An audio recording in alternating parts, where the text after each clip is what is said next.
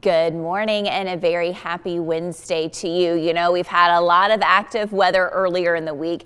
Today we get to dry out. You get sunshine, but you also get dangerously cold air this morning. Remember, most of our communities are in the single digits. As soon as that wind starts to pick up this morning, it is going to be bitterly cold outside. Here's the good news though. You do get the sunshine, and by this afternoon, it's going to be around freezing. Generally highs upper 20s to about 35 degrees. So it will be warmer this afternoon than yesterday afternoon, but this morning is certainly colder than yesterday morning. We're going to have another batch, a quick moving system bringing us some rain and wintry mix as well Thursday afternoon to Friday morning. Not nearly as much accumulation or moisture that we saw earlier in the week, but something, of course, we're going to keep an eye on. Let me get you out the door first thing this morning, though, and look at our current temperatures because this is what's so cold. Altamont, Cleveland, Athens, over to Murphy, Blue Ridge, and Fort Payne all in the single digits. Not only is it in the single digits, but it's on the negative side of that. Northwestern Bledsoe County, -8 degrees for the current temperature. Dalton, Scottsboro at 10, Chattanooga at 12. Now, right now, you'll notice the winds are at 0, so that means we don't have a wind chill, but it is absolutely frigid outside, so you want to layer up. As soon as you get just that slight breeze against your face, it's going to feel even colder than that, so absolutely be prepared for that cold air. If you do want to try to get some of your exercise in, you're planning on heading out to a park, at 8 a.m. it's going to be a frigid 8 degrees. The good news though, you do get the sunny skies all day long, still below freezing at noon, 22, and then approaching that freezing point at 3 o'clock this afternoon at 31 degrees. I think we're going to top out just above the freezing mark in Chattanooga at about 33 for your Wednesday. Now, as we look at our future cast for today, there's not much showing up on the map. That's all the sunshine that I was talking about. So at least that's some good news. You do get that sun making you feel a little bit better outside. And then for tonight, generally clear skies. Once again, it will be another very cold start to your day on Thursday.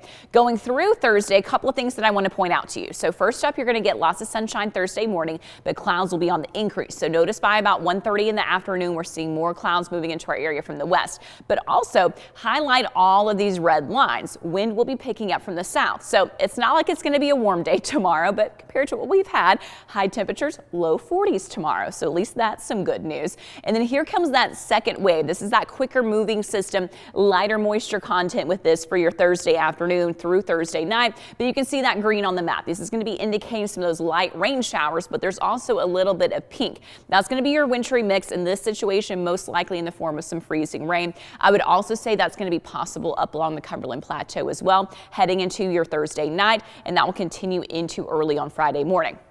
Now, as Friday morning progresses, colder air is going to come in on the backside of that system. That's going to squeeze out some additional moisture, and that will provide the chance for a little bit of light snowfall for our higher elevations Friday morning through the midday hours. And then by Friday afternoon, generally that's all gone, and you see those breaks in the clouds as well with a partly sunny sky, but it will be cooler. So do expect a cold blast once more for your weekend as well. So total rainfall for Thursday afternoon through Friday morning. It's not very much, generally about 1/10 of an inch or less. That potential for ice, particularly seeing some slick spots possible for our eastern mountain communities. But again, I do think there is a chance for a little bit of that over to the west as well in the higher elevations. And then what about any of those snow chances? It's not very much. It's not like what we dealt with earlier this week, but just a little bit will be possible for your Friday. Back to today, above freezing. I put an exclamation point and a question mark because it's going to be borderline for some of our communities, but it'll be exciting if we get that 33 degrees. Certainly do bundle up. Tonight, very, very cold once again, 15 for your low with a mostly clear sky, and then tomorrow 43, increasing clouds,